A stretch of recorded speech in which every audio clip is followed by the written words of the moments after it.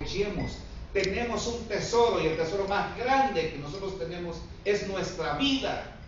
Vivámosla. Solo aprendiendo a vivir la vida vamos a saber y entender cómo es muerte. Y solo preparándonos para la muerte vamos a lograr entender el fenómeno de nuestra vida. ¿Qué salidas hay para todo este embrollo? Una renovación cultural, una renovación política y una renovación social. Estamos a la víspera del 13 de octubre, ese cambio de era, se cambia una era. Se avecina y se pronostica no la destrucción del mundo.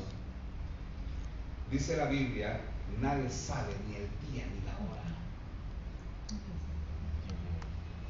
Dice el libro de los Espíritus que a nadie le está permitido saber ese momento.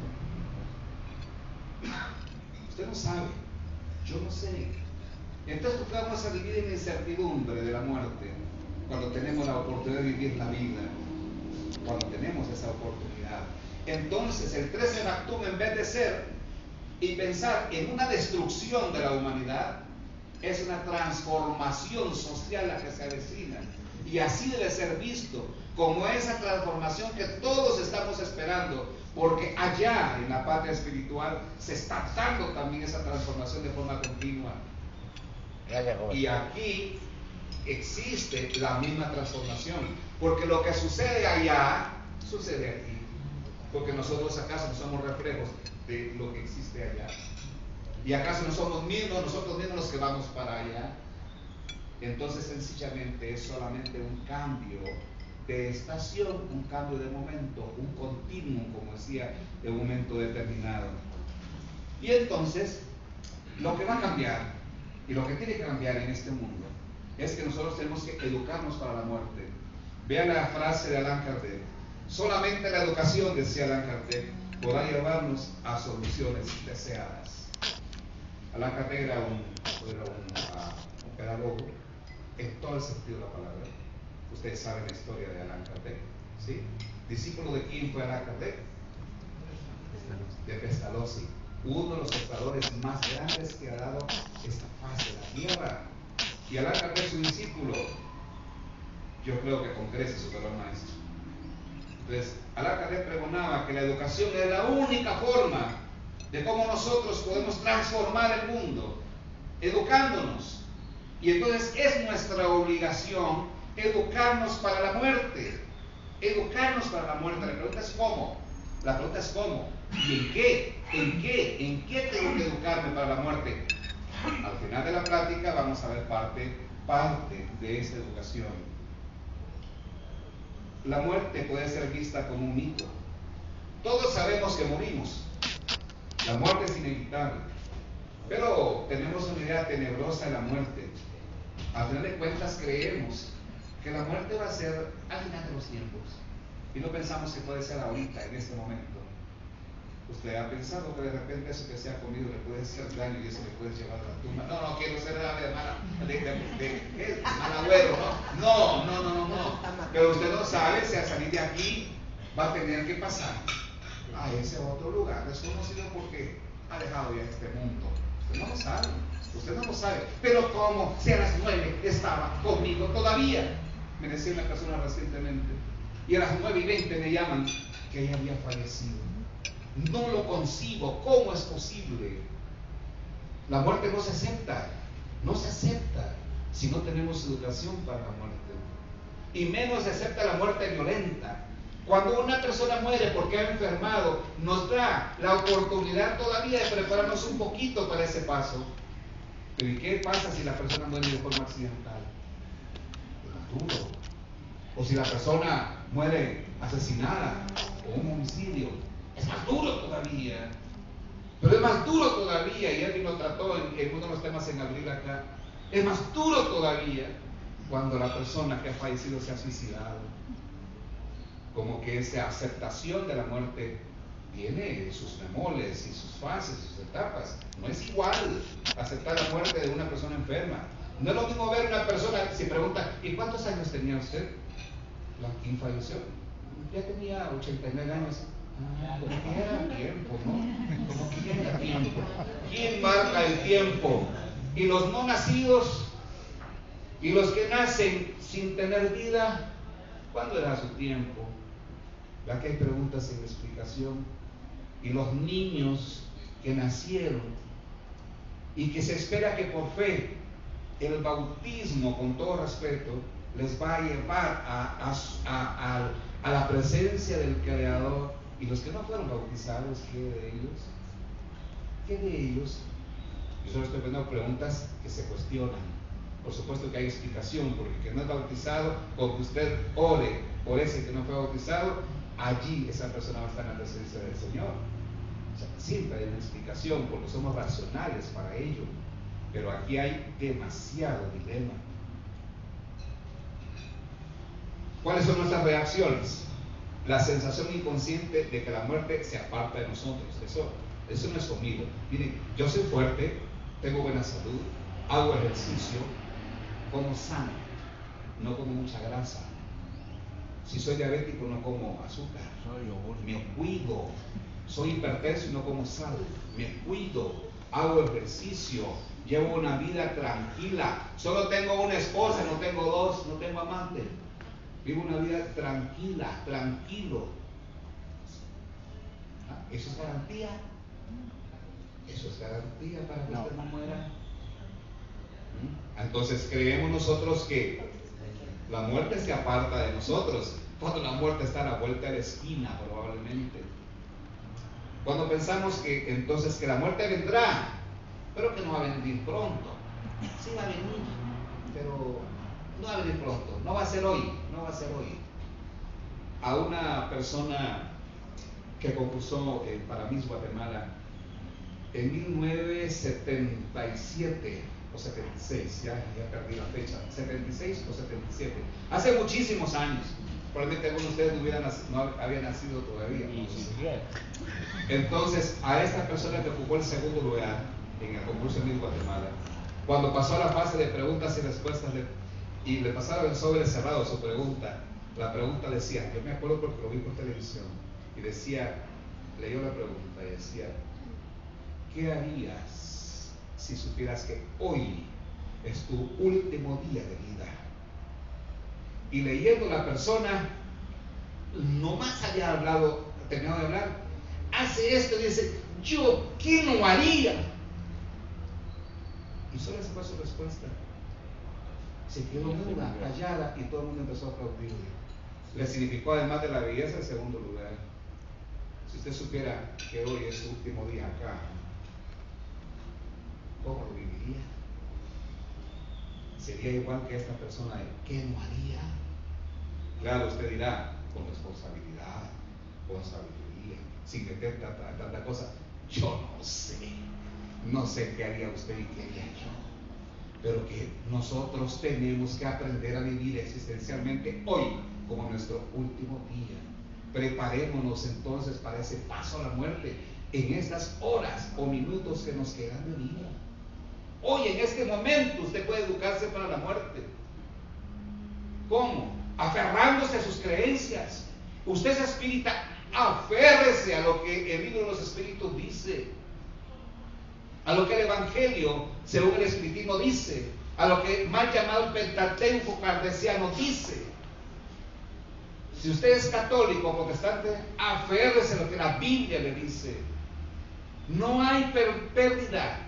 Pero usted entra en ese proceso de vida y muerte sin estar preparado. Ya me imagino la angustia que tendrá. Yo no entro en angustia por la muerte. ¿Cómo va a ser eso? ¿Cómo va a ser que yo me angustie ante la muerte? Mire, ¿acaso su espíritu es superior al de Jesucristo? Jesús entró en una agonía tal que cuando iba a morir tuvo que ir a orar y separarse, porque tenía que aceptar ese paso. Jesús en la cruz dijo, la cruz o el madero según su creencia, Señor, Dios, Abba, Padre, ¿por qué me has abandonado? No hay mayor angustia mostrada en un ser humano que la que el propio Jesús demostró en la cruz. Abba, Padre, ¿por qué me has abandonado? Estaba y se sentía solo. con una angustia tremenda porque no sabía que iba a ver más allá. Y sí lo sabía, pero como hombre era difícil que lo aceptara y difícil dar ese paso. Si ha de pasar este cáliz, Señor, que pase, pero que no se haga mi voluntad, sino que la tuya. Como que dice, entrando ya en la voluntad de Dios para ese paso. Al final, vengo a ser. Al final, Señor, en tus manos entrego mi espíritu, ya en la voluntad del Hacedor, ya en la voluntad de que era su momento de pasar a ese lugar desconocido. ¿Y cómo se representa Jesús más adelante? Esta es la educación para la muerte de la cual yo estoy hablando. ¿Cómo Jesús se presenta más adelante? Lo vamos a ver. La muerte llega sin avisar, a cualquier edad, viejos, niños, jóvenes, no importa la edad. No transformemos entonces en la sugerencia que como psiquiatra les doy y como creyente en Dios les doy, como religioso les doy y como espírita les doy. No hagamos de esto una tragedia. Es un drama. La muerte es un drama, pero que no tenemos que convertirlo en tragedia, porque entre el drama y la tragedia hay una gran diferencia. La muerte es un drama en el ser humano que no debe ser trágico jamás.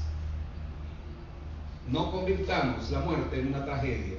Vivamos nuestro drama. Lloremos cuando tengamos que llorar, porque las lágrimas que no lloran tus ojos, las llora tu corazón. ¿Estás triste porque has perdido un ser querido? Llora. Y aquel que te diga que no tienes que llorar y que es fuerte se está equivocando, porque la expresión de los sentimientos de dolor redimen al ser humano y le ayudan. Esas lágrimas le refrescan. Por supuesto que no es conveniente quedarse en ese estado, porque ese estado se puede tornar repetitivo y no salir de allí.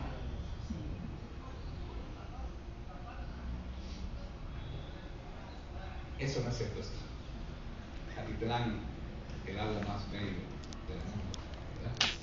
Como me dijeron que había cámara escondida, yo no sé, para la gente que pueda estar viendo fuera de acá, de Guatemala, y a los que estén acá que no son guatemaltecos, no todos somos chapines.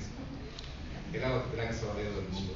Estábamos con Edwin Bravo en un encuentro espírita en San Juan de Puerto Rico, hace ya varios años, ¿verdad, Edwin? Estábamos en San Juan de Puerto Rico en el centro de convenciones y en una reunión, así en una mesa de una reunión me dicen, ¿y tú de dónde eres? Y yo digo, yo soy de Guatemala, al sur de México, porque me han enseñado que cuando uno diga Guatemala, tiene que decir al sur de México, pero no de Guatemala, ¿y eso dónde está? ¿Ah? De Guatemala, al sur de México. Soy puro chapín. Y la gente empieza a matarse de la risa, pero se mataban de la risa. Yo me quedé con inquietud.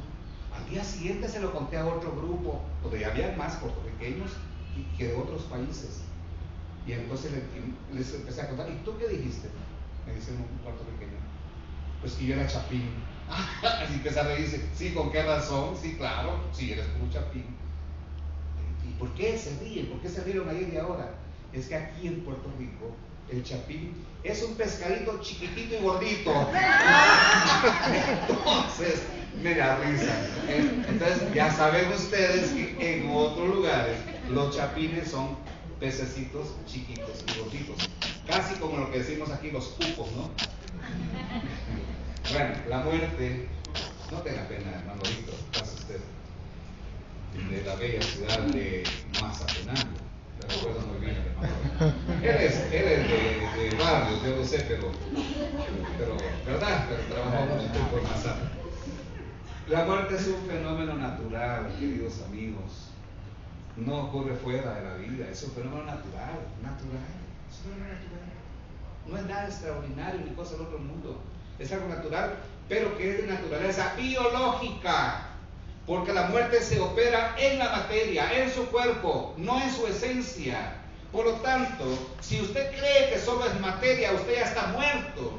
Pero usted cree que además de materia es espíritu y su naturaleza es espiritual, entonces créalo y edúquese a la muerte, que usted en algún momento de morir usted va a seguir viviendo, porque la muerte ataca la materia, corrompe la materia, pero no el espíritu, no la esencia del ser humano.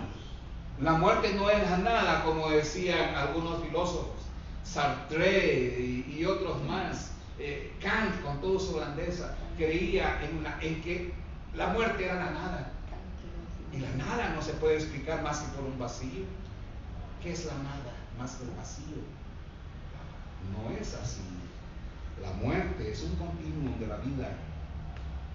Y la muerte tiene sentido, tiene significancia y tiene valor. Vamos a ver por qué. Cuando nosotros tomamos conciencia de la muerte, vamos a saber que la muerte tiene un sentido. Es decir, ¿qué sentido le vamos a dar a la muerte? Es el sentido que yo quiera darle. Ese va a ser mi sentido que puede orientar mi vida.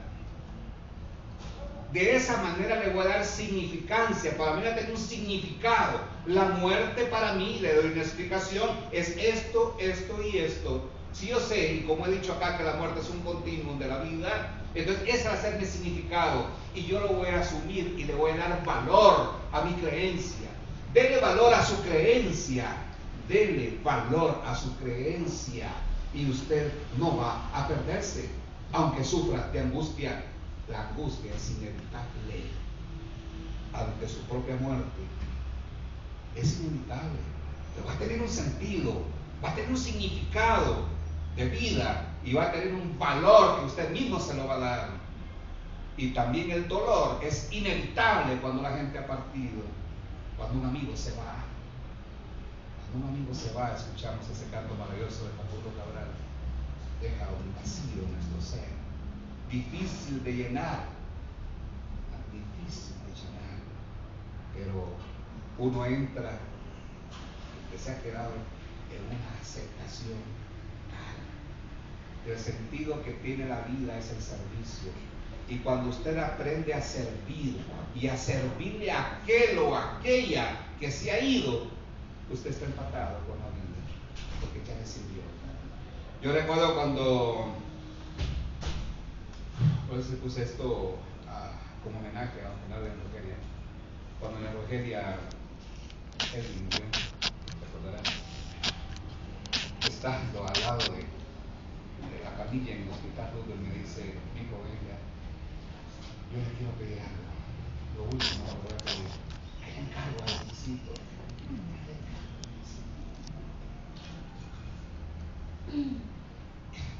Y él, cuando teníamos 6 años, le dice a mi viejo, a mi papá, que fue nuestro profesor en el segundo año de primaria: don Oscar, ¿le da permiso a Otodani para que no vaya a jugar a mi casa? No, es que es peligroso. La 14 al día pasan muchos casos. No tenga pena, yo le agarro la mano, le dice.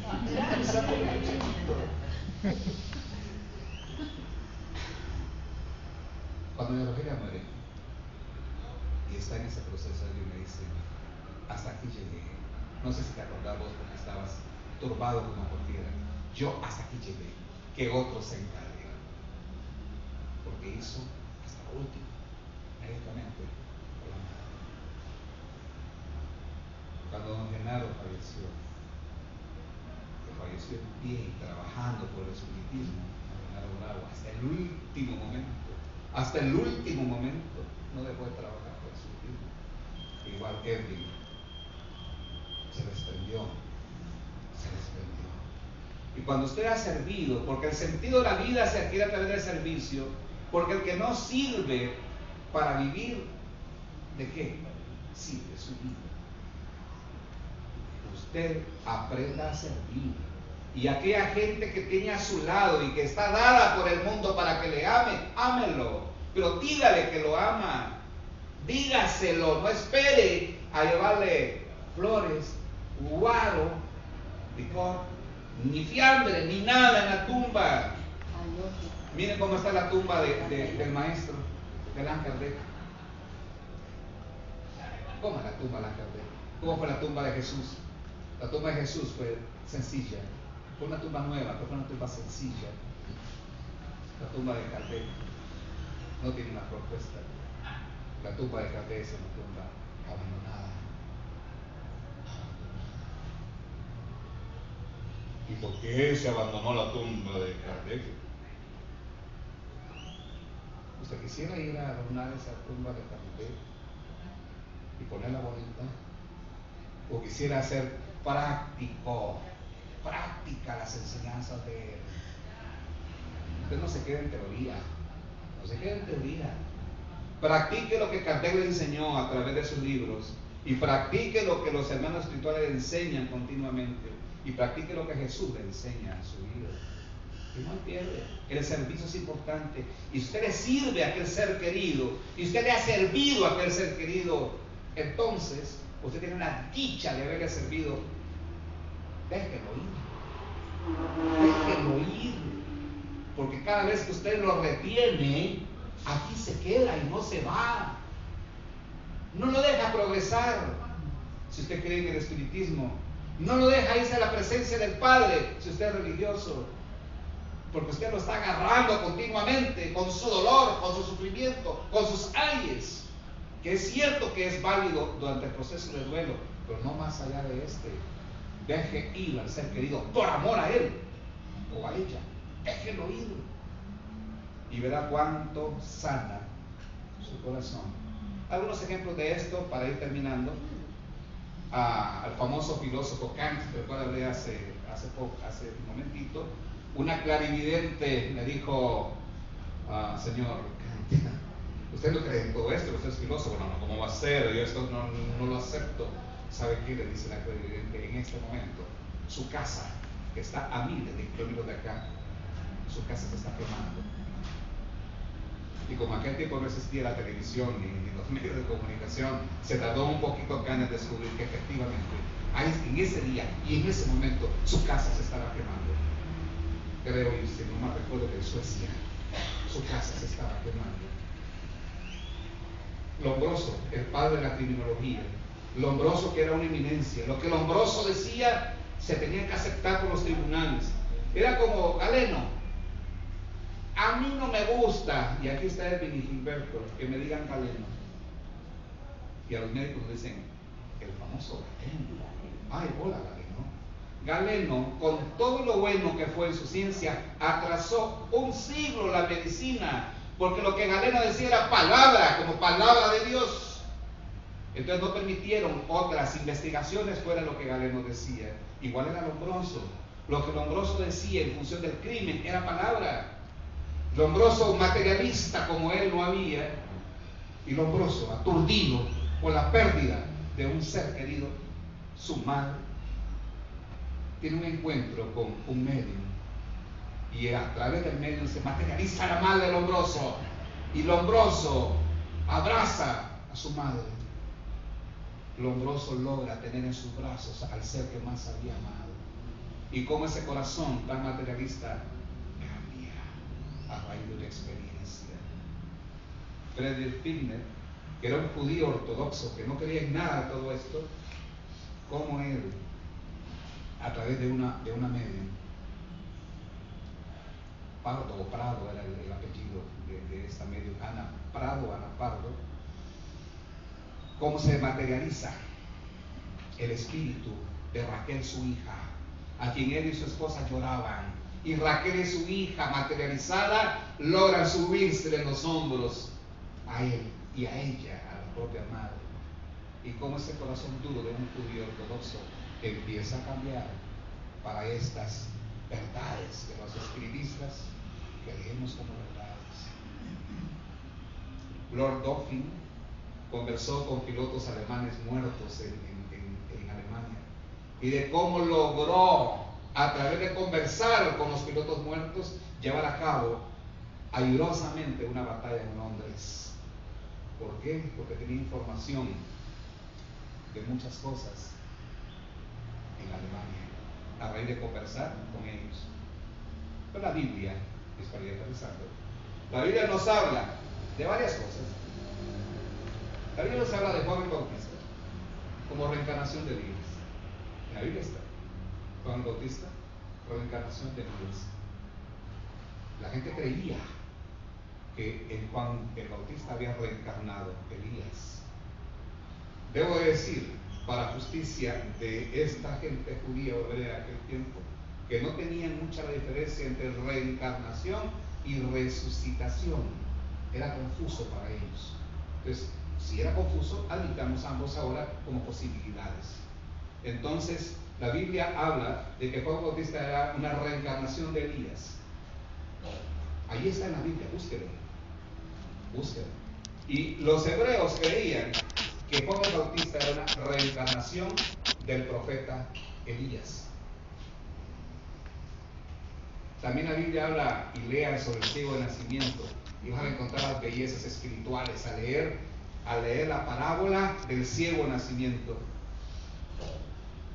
y del diálogo de Jesús con Nicodemo. ¿Qué decía el diálogo de Jesús con Nicodemo? ¿Alguien se lo sabe para que no se me duerman? No se están durmiendo. Jesús y Nicodemo. Diálogo de Jesús con Nicodemo. ¿Qué decía? El que estaba en el árbol. No, ese no es Nicodemo. Que había que nacer de nuevo. Renacer de nuevo. Gilberto, dale. Nicodemo era un padre de la religión judaica y que le preguntó a Jesús qué era lo que él necesitaba hacer para entrar al reino de Dios. Y Jesús le dijo, por nacer de nuevo. Y él le contestó, ¿cómo es posible que yo así grande, viejo, vuelva a entrar al vientre de mi madre? ¿Y qué le dijo Jesús? Si el padre de la iglesia no lo comprende. Puntos suspensivos. Si los doctos no comprenden esto, ¿cómo va a ser dado cosas más celestiales para los que estamos acá? Por eso es que usted y yo no sabemos mucho de esos misterios, porque no los comprenderíamos, nos empacharíamos. Si usted en vez de comerse un plato se come 10 platos, se empacha. Y por eso es que esto es poco a poco, si usted va aprendiendo los misterios de ese mundo espiritual. Y luego la discusión de Jesús con sus apóstoles. ¿Quién dice que soy yo? ¿Quién dice que soy yo?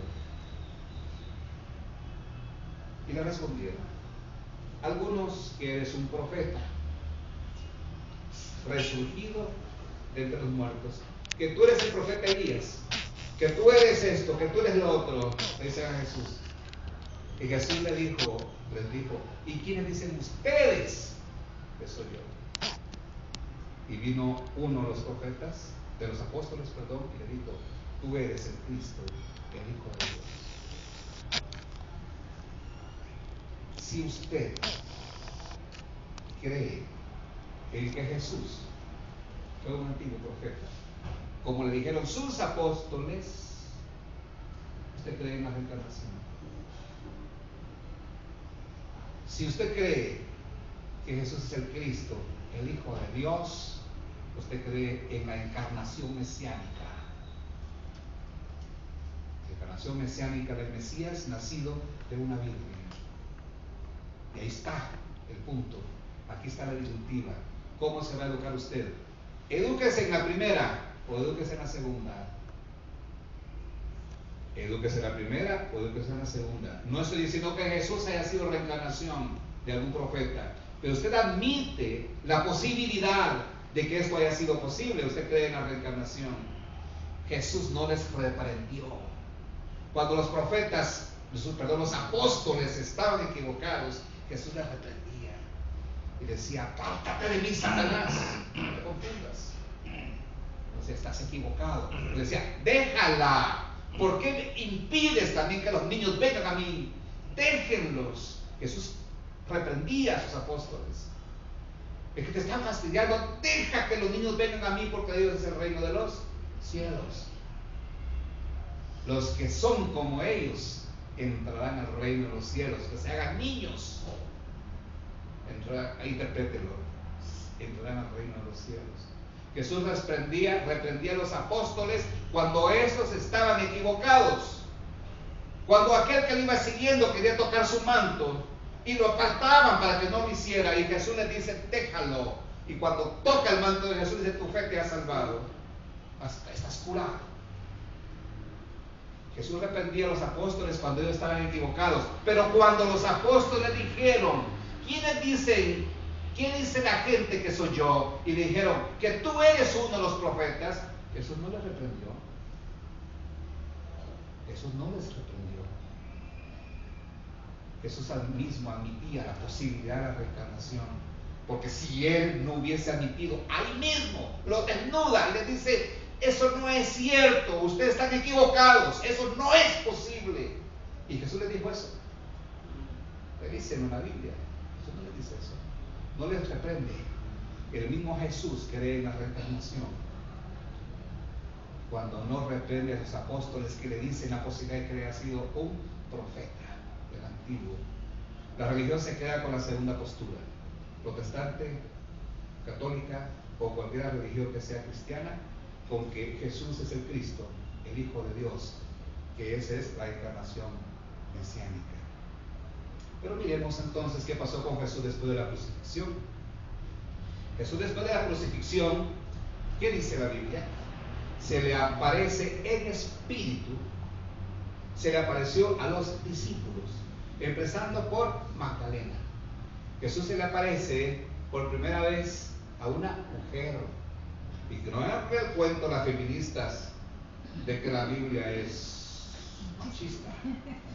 Jesús se le aparece primero a una mujer. Dice: anda, ve, corre, anda, ve. No lo reconoce después. Jesús se le aparece a los apóstoles. Jesús se le aparece a los 50. Jesús se le aparece a una multitud. Y por último, dice Pablo, se me apareció a mí. ¿Cómo se aparece Jesús? ¿En cuerpo espiritual o en cuerpo carnal? Si usted cree que Jesús se aparece a la gente y se le apareció en cuerpo espiritual, usted es espiritual. Si usted cree que Jesús se aparece en cuerpo carnal, usted es religioso. Decía Tomás: para poder tener certeza, debo meter hasta que meta mi mano en el costado. Y Jesús en la aparición dice: ven, Tomás, tú estás dudando, mete el dedo en el costado. Mete el dedo en el costado. No soy ningún fantasma, le dice Jesús. No soy ningún fantasma. No soy fantasma. Mételo. ¿Cómo se aparece Jesús? Crucificado. ¿En un cuerpo espiritual o en un cuerpo carnal? ¿Acaso Jesús no se transfigura en el monte Tabor? Cuando Jesús se hace acompañar de Pedro, de Juan y de Santiago, y es tanto